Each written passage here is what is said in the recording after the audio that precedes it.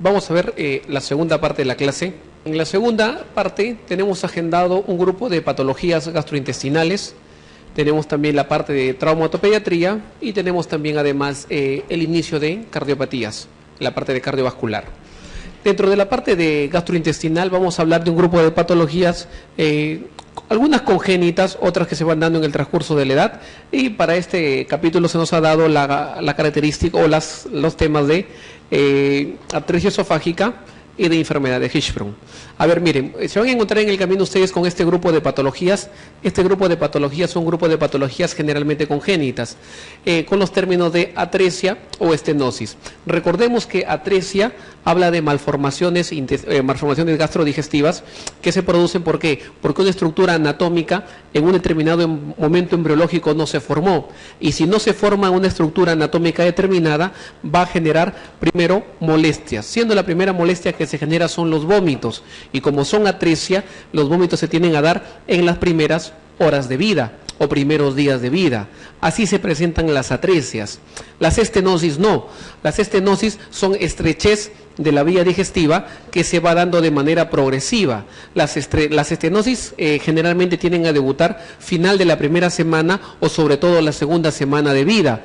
Ejemplo, estenosis pilórica. La estenosis pilórica se tiende a presentar generalmente al inicio de los 10 días, la gran mayoría tercera semana de vida. Atresias, entonces debutan primeros días de vida, molestia principal, vómitos. Cuando analicen este tipo de problemas, siempre la molestia va a ser vómitos, pero hay que ver las características de los vómitos, si son biliosos o no biliosos. Recuerden ustedes que la vía biliar desemboca en el intestino a nivel de segunda porción de duodeno, ampolla de Vater. Siendo así, donde está esta línea, siendo así, todo lo que se encuentra por encima de la ampolla de Vater y hay malformaciones obstructivas, los vómitos son no biliosos. Pero por debajo de ella, todos los vómitos que se presenten van a ser vómitos biliosos. Ejemplo, vómitos de atresia duodenal, yeyunal ileal, enfermedad de Hirschsprung, son vómitos biliosos. Y mientras más distal sea el defecto, mayor porcentaje de distensión abdominal. Mientras más proximal sea el defecto, menos probabilidad de que se dé distensión abdominal. Comenzamos con la primera patología, que es atresia esofágica. La atresia esofágica es la malformación esofágica más frecuente. Es la malformación esofágica más frecuente. Hay 5 tipos de esa atresia esofágica, con los nombres que ven o con los números que ven mencionados acá. 1, 2, 3, 4, 5. ¿Cuál es la más frecuente de ellas? De lejos, así como en nefro, el síndrome nefrótico por cambios mínimos es el más frecuente. Acá la más frecuente es la tipo 3. La tipo 3.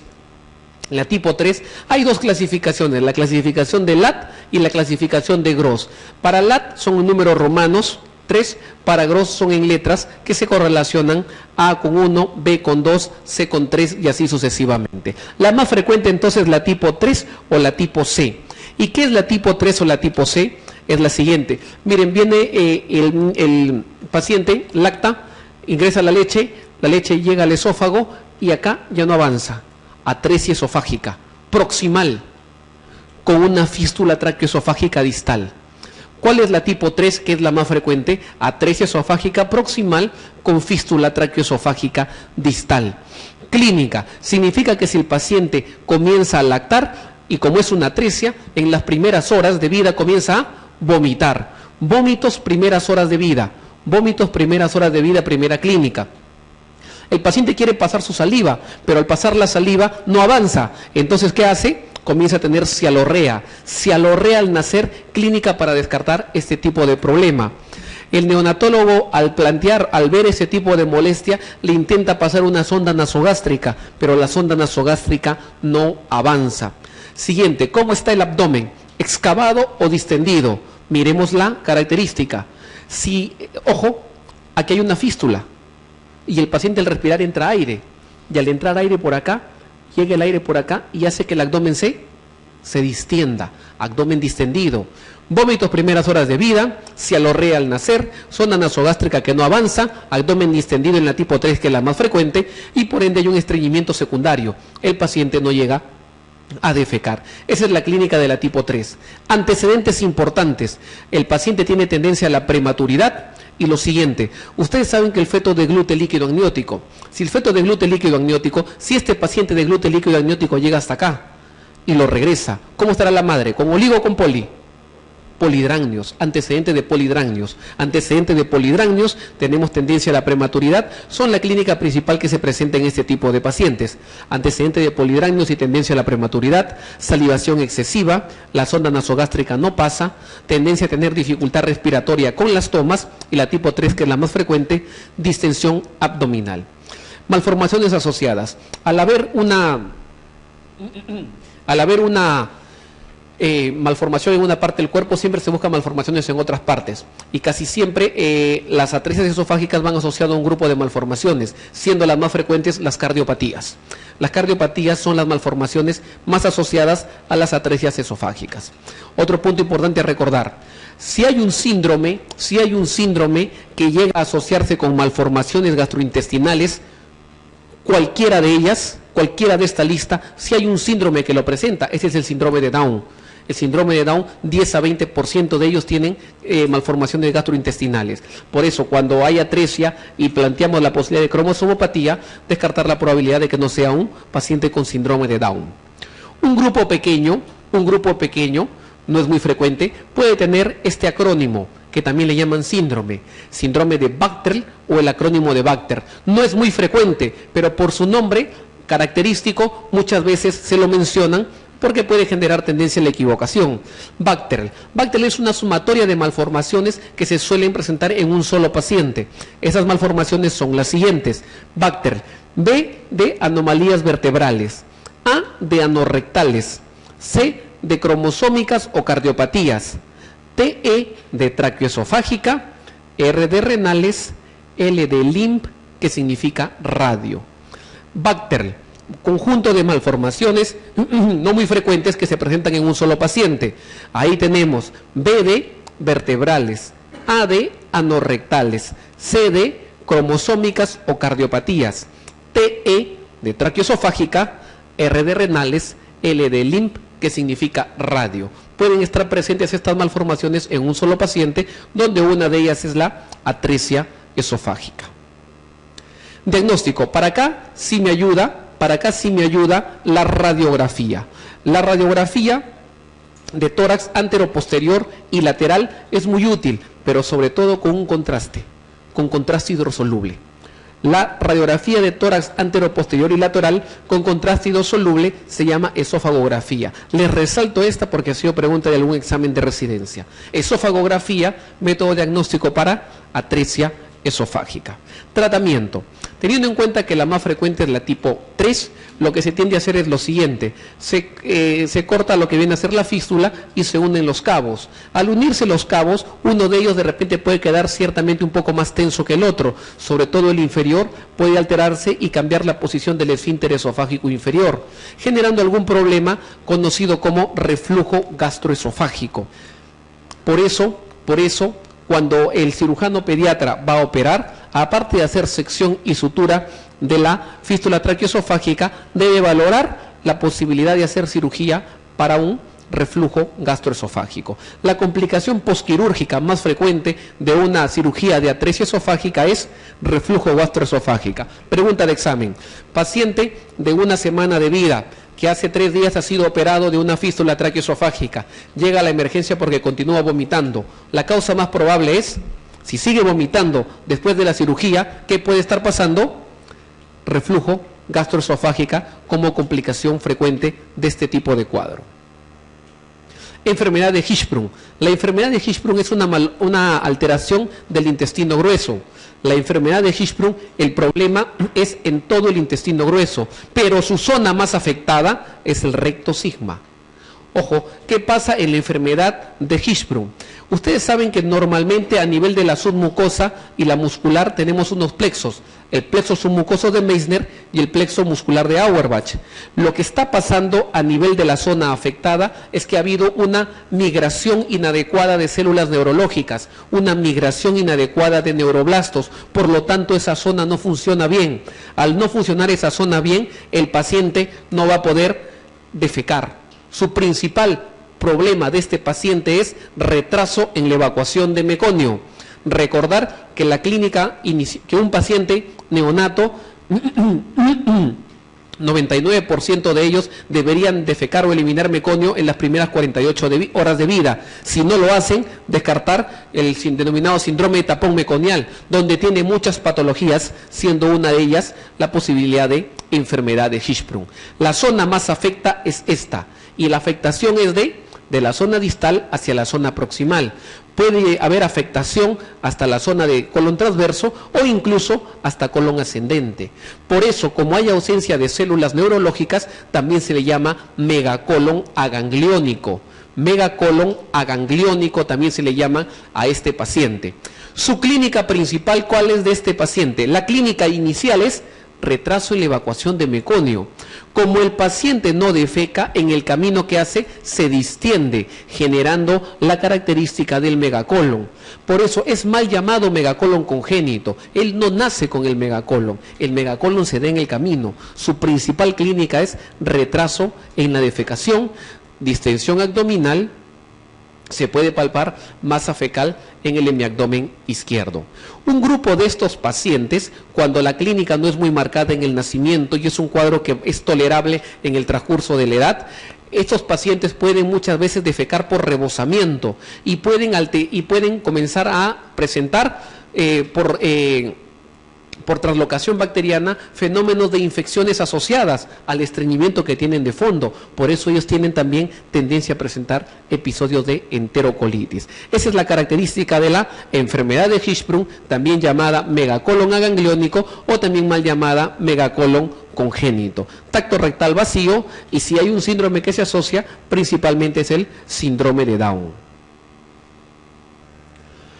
Radiografía de abdomen es un método diagnóstico inicial, el enema opaco ayuda, pero si una prueba es el gold estándar en el diagnóstico de enfermedad de Hirschsprung, esa es la biopsia. Esa es la biopsia. Y lo que busca encontrar en la biopsia es ausencia de los plexos. Ausencia de los plexos. Además, puede encontrarse aumento de acetilcolinesterasa a nivel de lo que viene a ser la zona submucosa. Si no disponemos de biopsia y hay una prueba que pueda ser útil, esa es la manometría. Cuando ustedes le hablan de un problema gastrointestinal en niños que requiere el uso de manometría rectal, esa es enfermedad de Hirschsprung y se correlaciona bastante bien con los hallazgos a nivel de la biopsia intestinal. ¿Qué mide la manometría? Mide la presión del esfínter anal interno. ¿Qué debe pasar?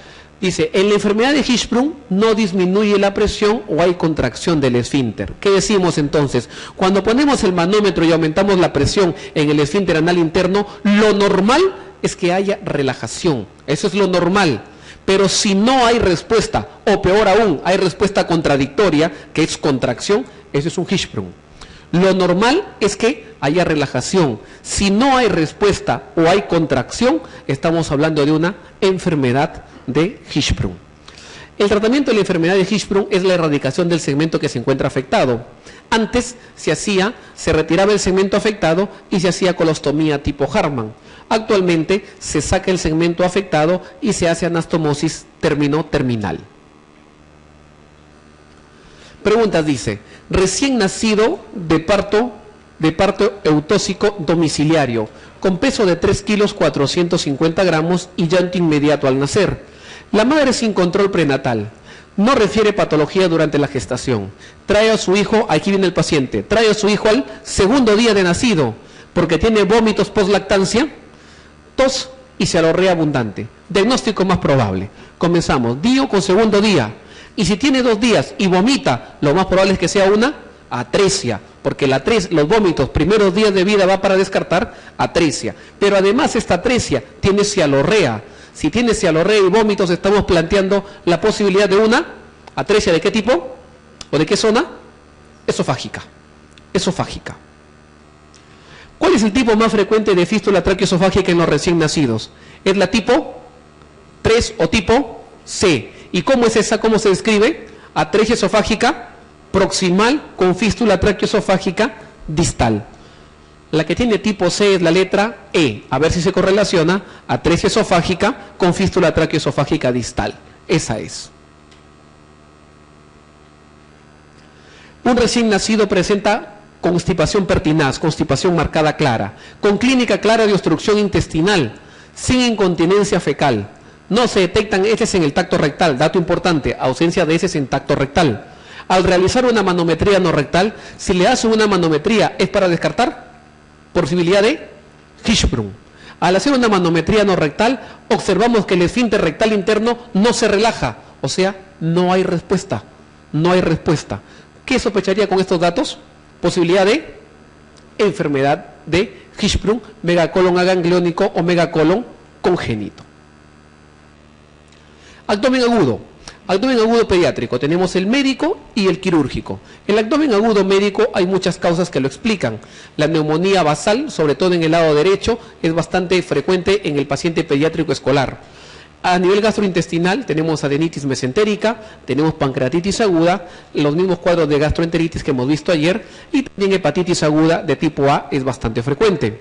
A nivel endocrino y metabólico, el debut de cetoacidosis diabética va con dolor abdominal, va con vómitos, va con dificultad respiratoria y clínica de deshidratación.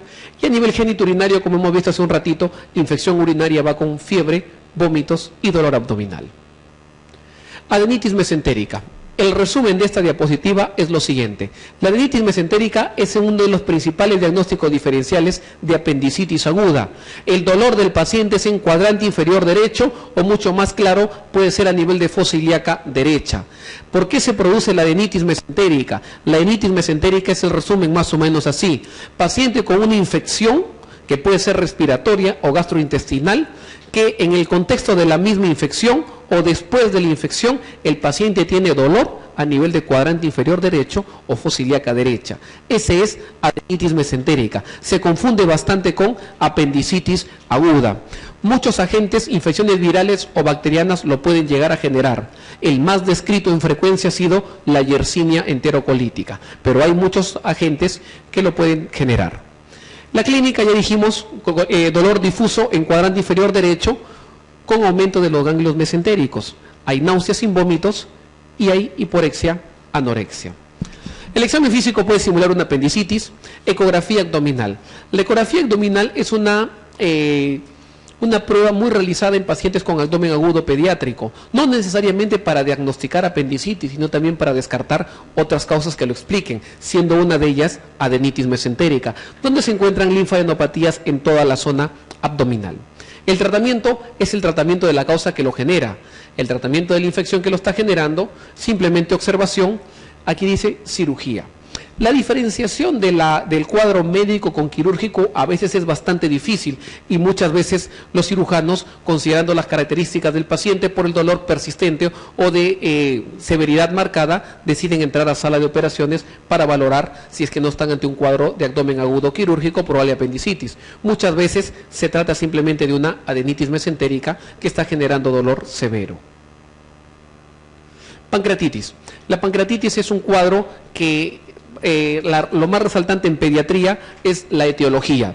La etiología de pancreatitis en niños es generalmente, si hablamos a nivel mundial, la causa más frecuente es traumática o postraumática. Traumatismos, accidente de tránsito, paciente con politrauma, puede haber pancreatitis secundaria. Pero en países en vía de desarrollo como el nuestro, la causa más frecuente es poviral. Poviral, siendo la causa más frecuente el virus de la parotiditis. Ayer que vimos parotiditis, vimos que una de sus complicaciones era pancreatitis y era una complicación grave. La clínica, dolor en epigastrio, que se puede irradiar a la parte de la espalda, generando vómitos persistentes.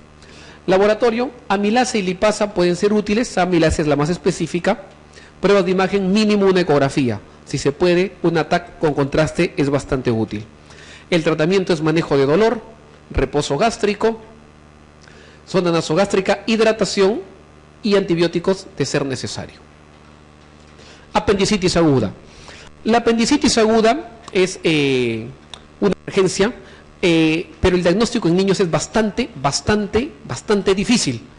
Puede ser bastante sencillo en un determinado momento, pero es bastante difícil al inicio de la enfermedad. La edad más frecuente de apendicitis en niños puede darse desde neonato, por si acaso. Puede darse desde neonato. En neonatos pueden debutar como obstrucción intestinal. Su edad más frecuente suele ser la escolar. y le sigue en orden la preescolar. Ese es el grupo más frecuente. Se produce en niños principalmente por una hipertrofia adenoidea.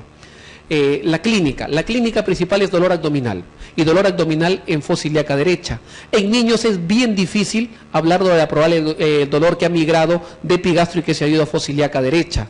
En niños todo dolor que esté en fosa ilíaca derecha es apendicitis hasta que no se demuestre lo contrario. Clínica, dolor abdominal es el signo clave. Vómitos, prácticamente los vómitos son universales, que la ausencia de vómitos hace dudar el diagnóstico. Fiebre, la fiebre también es presente generalmente pasada las 24 horas. Ritmo intestinal, esto tal vez el que afecta frecuentemente o dificulta el diagnóstico frecuentemente en niños. Las apendicitis en niños pueden estar acompañadas simplemente de diarrea o también acompañadas de estreñimiento. Y si sumamos la clínica de dolor abdominal, vómitos, diarrea y fiebre, puede parecer una gastroenterocolitis, puede parecer una diarrea aguda infecciosa, pacientes que se van de alta con antibióticos o con otro tipo de medicamentos, pero en 24 o 48 horas regresan porque el dolor sigue generando problemas. Esto es apendicitis aguda. El hemograma no diagnostica apendicitis, los leucocitos pueden irse hasta 12.000 a 18.000, el diagnóstico de apendicitis es clínico. Recordar que en menores de 3 años de edad la incidencia de perforación es más del 90%. Es que generalmente se tiende a sospechar apendicitis en la edad escolar y tal vez en la preescolar, pero menos de 3 años no se sospecha frecuentemente. Por eso cuando ya llega el diagnóstico, la gran mayoría se encuentra perforado. ¿Qué podemos plantear acá como opciones? Si tenemos un dolor abdominal que no es claro en un determinado momento y que incapacita al paciente y el paciente no está en condiciones de irse de alta, por lo menos observarlo 12 a 24 horas. No siempre la ecografía va a estar manifiesta con apendicitis desde el inicio. Si tenemos un cuadro de diarrea y ese cuadro de diarrea, el que guía la clínica de ese cuadro gastrointestinal es el dolor abdominal, ese paciente por lo menos se debería observar unas 6 a 12 horas para ver cómo va la evolución de dicho dolor abdominal. Muchos pacientes, como les digo, se van de alta y vuelven a la misma institución o a otra perforados o con cuadro de peritonitis. El diagnóstico, como dijimos, es clínico. La radiografía no es de mucha ayuda, la ecografía es útil para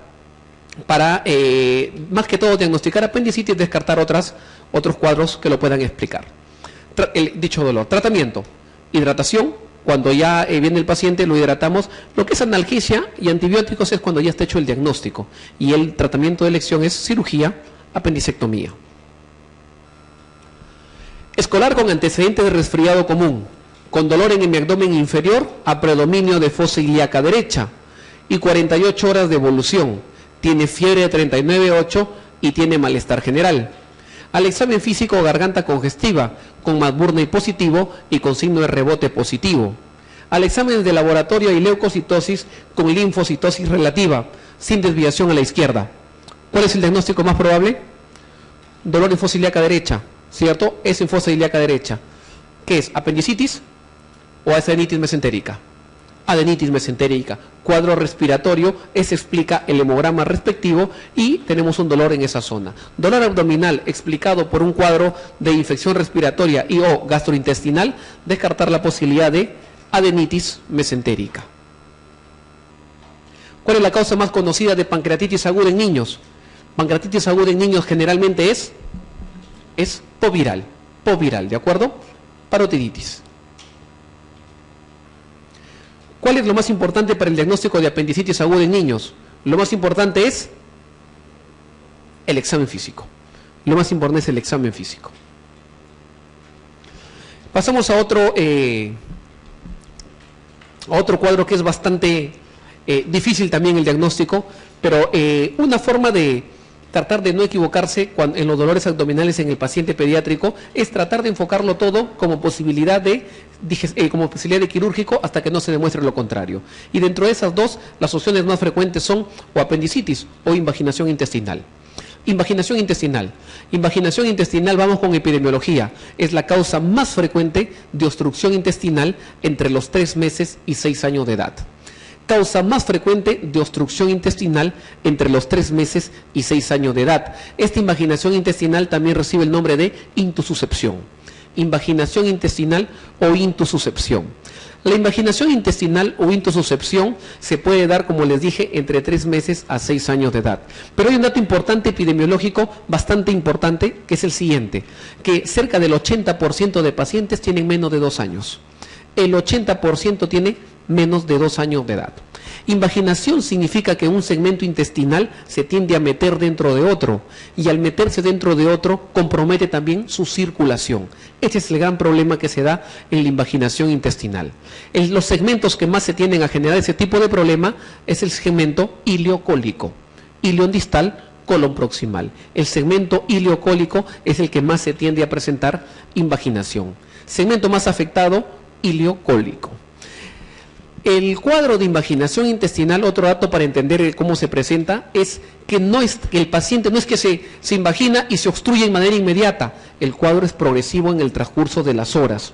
Clínica. Su principal clínica y primer en presentarse casi siempre es el dolor abdominal. Pero ojo, el dolor abdominal es tipo cólico o intermitente o paroxístico. Significa que el paciente no se invagina y obstruye de manera inmediata. El dolor es intermitente. Hay periodos sin dolor y hay periodos con dolor. Cuando el niño es pequeño y 80% son menores de 2 años de edad, como dijimos, simplemente él va a presentar irritabilidad persistente. Y el niño, ¿qué hace para mejorar su dolor o su molestia? Lleva las piernas hacia el abdomen, posición en cuclillas o flexiona las extremidades inferiores. Esa es equivalentes de dolor abdominal.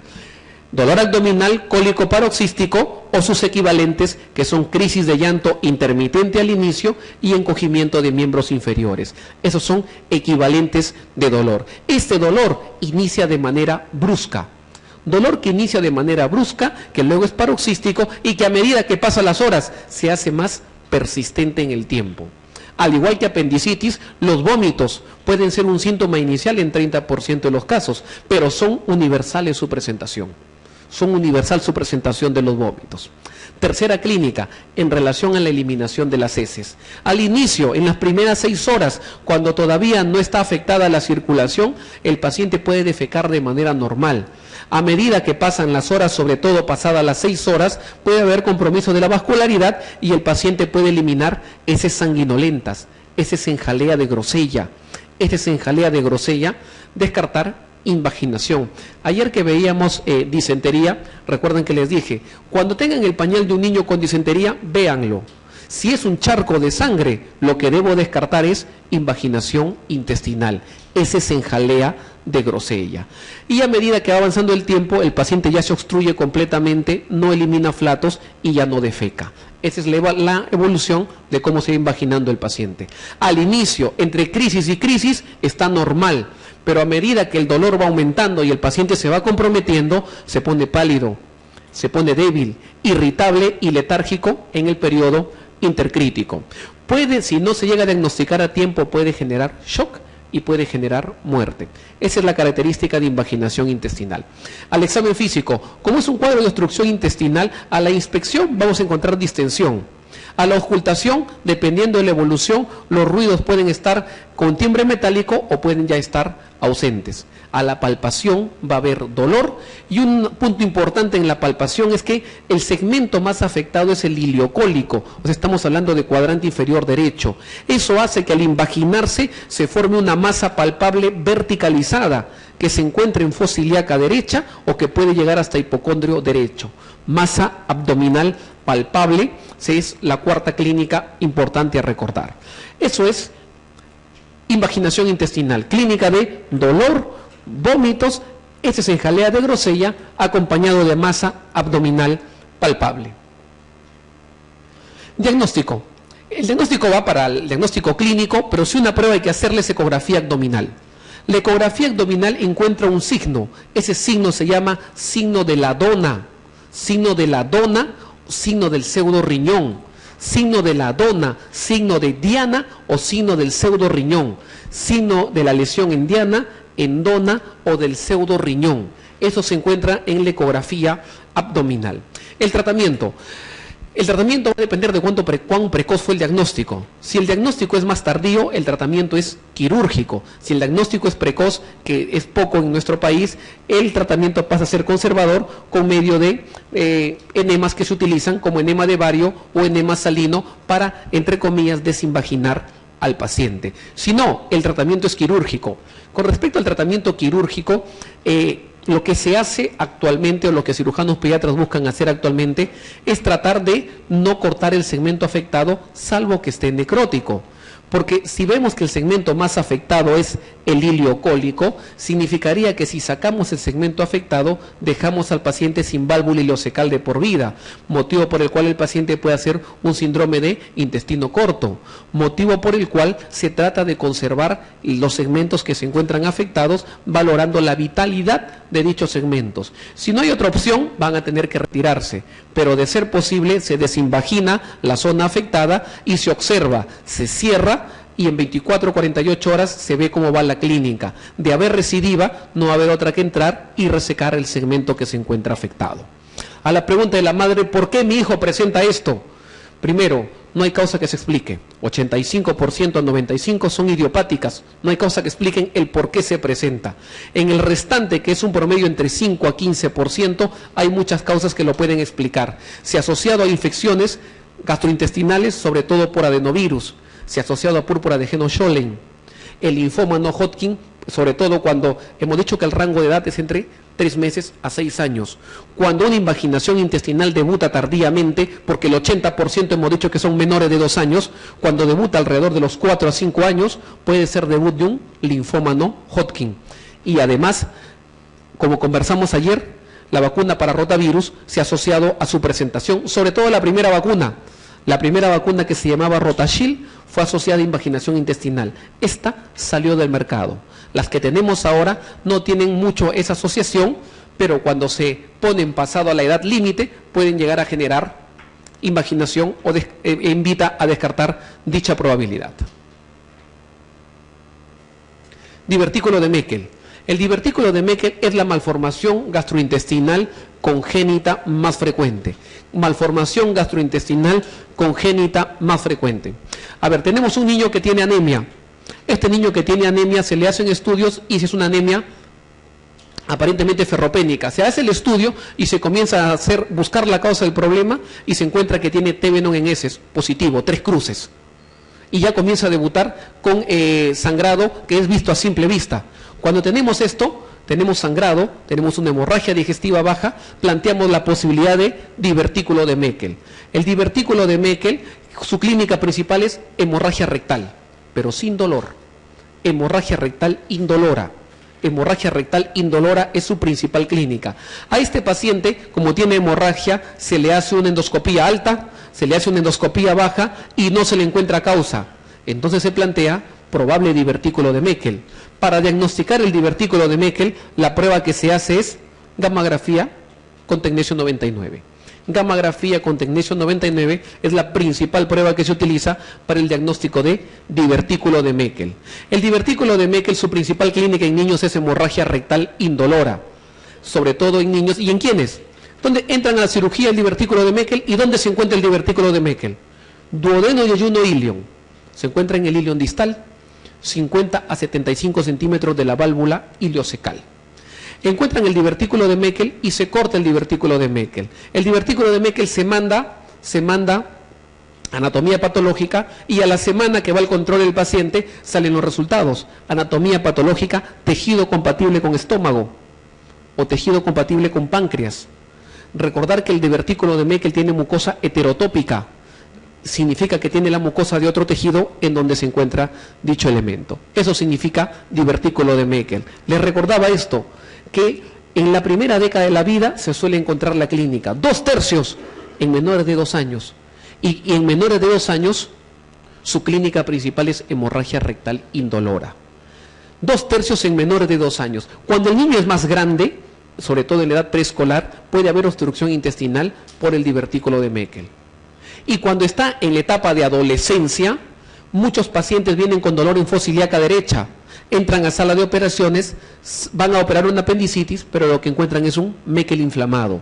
El divertículo de Meckel puede generar, sobre todo en adolescentes y adultos, un cuadro de diverticulitis y que puede simular una apendicitis. Su clínica principal por la edad es hemorragia rectal indolora.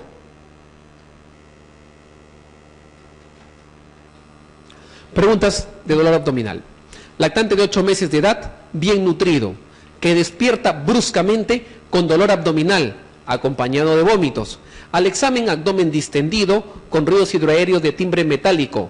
Horas después, evacúa sangre con moco por el recto. Posibilidad diagnóstica: tengo dolor abdominal, tengo vómitos, tengo sangre en las heces, y al examen físico, ruidos hidroaéreos de timbre metálico, que va para obstrucción intestinal. El diagnóstico probable es una... ¿Cuál de las 5? Megacolon, hernia, vólvulo, atresia o intususcepción. Intususcepción.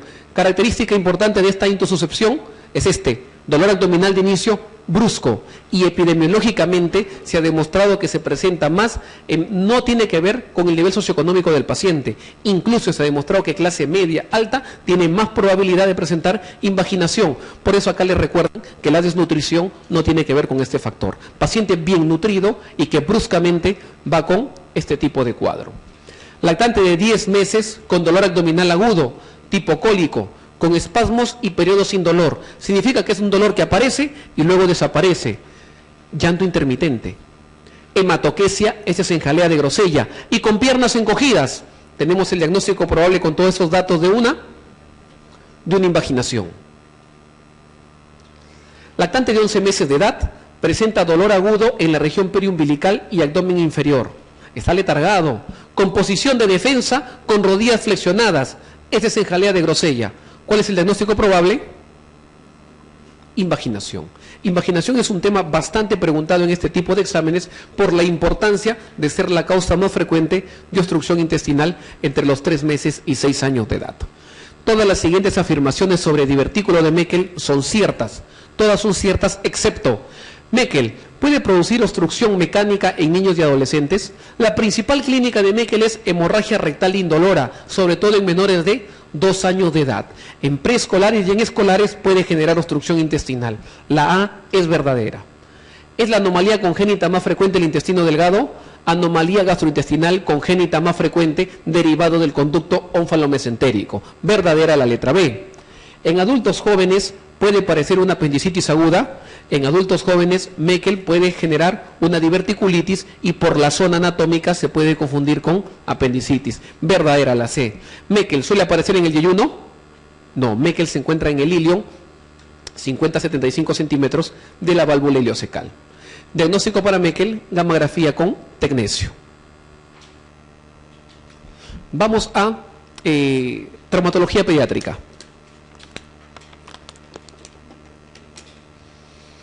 Dentro de los estudios de traumatología pediátrica hay patologías que son bastante frecuentes y vamos a evaluarlas, 2 de ellas en paralelo, porque nos interesa bastante el enfoque, cómo se da de este tipo de pacientes. Hay un grupo etario que se da entre los 3 meses hasta 7, incluso hasta 10 años de edad en los pacientes pediátricos, que se llama el síndrome de cadera dolorosa. El niño que viene cojeando y que el foco del problema es la cadera. Cuando tenemos un síndrome de cadera dolorosa en el paciente pediátrico, la causa más frecuente por epidemiología es sinovitis transitoria de cadera. Es la causa más frecuente. Y la más grave que siempre debemos descartar es artritis séptica de cadera. Esas 2 siempre yo debo descartar en el paciente que viene con cojera y que el problema es a nivel de cadera. Sinovitis transitoria de cadera es la causa más frecuente y la más grave es artritis séptica. Vamos con la anamnesis respectiva a la madre del niño. Antecedentes en el niño: golpe previo. Cuando hay antecedente de golpe previo y dice sí, ese antecedente suma para artritis séptica. Pero el que no lo tenga tampoco quita el diagnóstico de artritis séptica, porque el traumatismo como antecedente solamente se encuentra en 50% de artritis séptica. Como antecedente, señora, su hijo la semana pasada tuvo una faringitis, tuvo un cuadro respiratorio alto. A la respuesta sí, Recordar, sinovitis transitoria de cadera.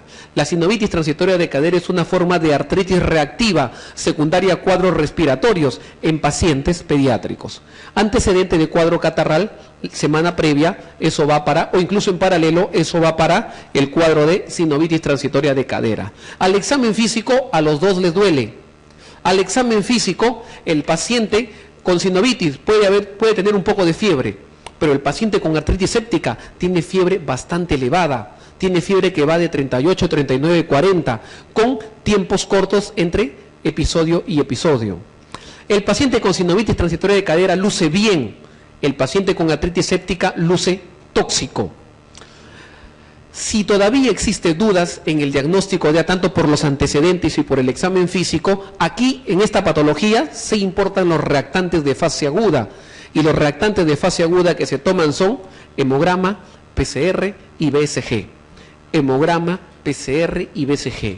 Y se ha determinado por estudios lo siguiente, que cuando tenemos un dolor de cadera y los reactantes de fase aguda se encuentran elevados, estamos lo más probable ante un cuadro de artritis séptica.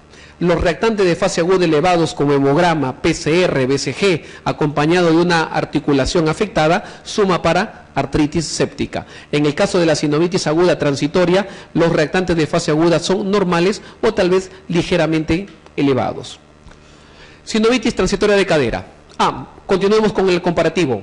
Métodos diagnósticos. El método diagnóstico para las dos es ecografía de la articulación que se encuentra afectada.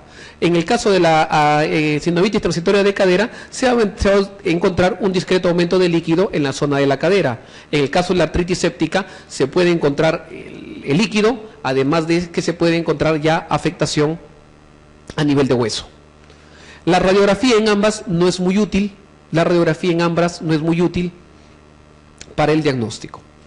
Sinovitis transitoria de cadera tiende a ser frecuente entre los 3 a 7 años, incluso hasta los 10 años de edad. Es más frecuente en hombres, dolor con menor compromiso sistémico que la artritis séptica. Antecedente, infección respiratoria previa, generalmente viral. Los reactantes de fase aguda suelen ser normales. Tratamiento. El tratamiento de una sinovitis transitoria de cadera suele ser reposo y antiinflamatorios, no analgésicos. El paracetamol no suele ser muy útil acá. Tiene que ser antiinflamatorio el tratamiento de estos pacientes. Generalmente en 24 a 48 horas del uso antiinflamatorio el cuadro tiende a ceder. Artritis séptica. Artritis séptica, como dijimos, 50% tienen antecedente de traumatismo de la articulación que se encuentra afectada. El paciente tiene impotencia funcional, tiene fiebre y luce tóxico. Puede haber signos de flebosis en la articulación que se encuentra afectada. El paciente con estas características, edad asociada, puede presentarse en cualquier edad pediátrica, pero suele ser alrededor de los 3 años y más frecuente en niños. Por eso con un grupo etario se tiende a confundir con la sinovitis transitoria de cadera. Articulaciones más afectas de artritis séptica en el niño. Las articulaciones más afectas son las de miembros inferiores y suelen ser únicas, o sea, o afecta la cadera o afecta la rodilla. El agente etiológico más relacionado con artritis séptica ha sido Staphylococcus aureus. No es el único. Tenemos Streptococcus pyogenes, también se ha relacionado con este tipo de cuadros. La Klebsiella quinshae también se ha relacionado con este tipo de cuadros. El reactante de fase aguda. En el hemograma, leucocitosis, BCG y PCR bastante elevadas. Cuando tenemos el diagnóstico planteado de esta posibilidad, lo que se hace es artrocentesis. La artrocentesis, al hacer la artrocentesis, que es el estudio del líquido articular, se puede ver el líquido inflamatorio, a veces sale pus de manera marcada, motivo por el cual el tratamiento no solamente es antibiótico, sino también pasa a ser quirúrgico, lavados de la articulación que se encuentra afectada. La radiografía puede llegar a demostrar cierta alteración, pero el diagnóstico principal es por ecografía. Antibióticos que cubran Staphylococcus aureus. En los esquemas terapéuticos de artritis séptica suelen ser parecidos a los de endocarditis, o sea, oxacilina, clindamicina o vancomicina se suelen utilizar. Puede aunarse rifampicina al tratamiento y mínimo se da de 4 a 6 semanas de tratamiento. 4 a 6 semanas de tratamiento, mínimo 4 semanas endovenoso, y la continuidad, si es que se pasa vía oral, va a depender de la evaluación que se hace al paciente. Osteomielitis. La osteomielitis, a diferencia de la artritis séptica, la osteomielitis suele doler lo que viene a ser la extremidad, lo que vendría a ser anatómicamente la epífisis, a diferencia de la articulación que duele los extremos, o perdón, la diáfisis, a diferencia de las articulaciones que suele doler la parte de las epífisis. Acá tenemos osteomielitis. Osteomielitis, ¿cuál es el agente etiológico más frecuente en osteomielitis? El mismo que artritis séptica. El mismo que artritis séptica, Staphylococcus aureus. También puede haber antecedente de traumatismo previo o de fracturas previas o de cirugías previas a nivel osteoarticular. Localización. A nivel de las metáfisis de huesos largos, sobre todo en extremidades inferiores, generalmente afectan un solo hueso. Es más frecuente en varones. Clínica, dolor, fiebre, limitación funcional, al igual que artritis séptica, aspecto tóxico. Tratamiento de la osteomielitis. El tratamiento de la osteomielitis es antibiótico, al igual que artritis séptica, por 4 a 6 semanas. Reposo y cirugía. Los métodos diagnósticos sí varían en relación a artritis séptica. La radiografía es útil. La radiografía se puede tomar, pero si la radiografía sale alterada como periostitis, esto me dice que por lo menos hay 10 a 21 días de enfermedad. No me diagnostica, pero me puede encontrar ya alteraciones como alteración a nivel del periósteo o la presencia de osteólisis. Ecografía. La ecografía es útil para artritis séptica, pero para osteomielitis no tiene mucha utilidad, salvo que se descarte la posibilidad de abscesos agregados en este paciente. El gol estándar diagnóstico para osteomielitis en niños sigue siendo gammagrafía, que se puede utilizar desde los primeros días de enfermedad, incluso en las primeras 2 semanas de enfermedad. Es la gammagrafía con tecnesio. Es el gol estándar que se utiliza para osteomielitis en niños. Resonancia magnética en niños llega a ser gol estándar cuando la osteomielitis que se habla es vertebral o pélvica. Si planteas la posibilidad de que es osteomielitis vertebral o pélvica, ahí la resonancia magnética sí pasa a ser gol estándar. La tomografía no tiene mucha utilidad en osteomielitis aguda, pero sí es útil para osteomielitis crónica.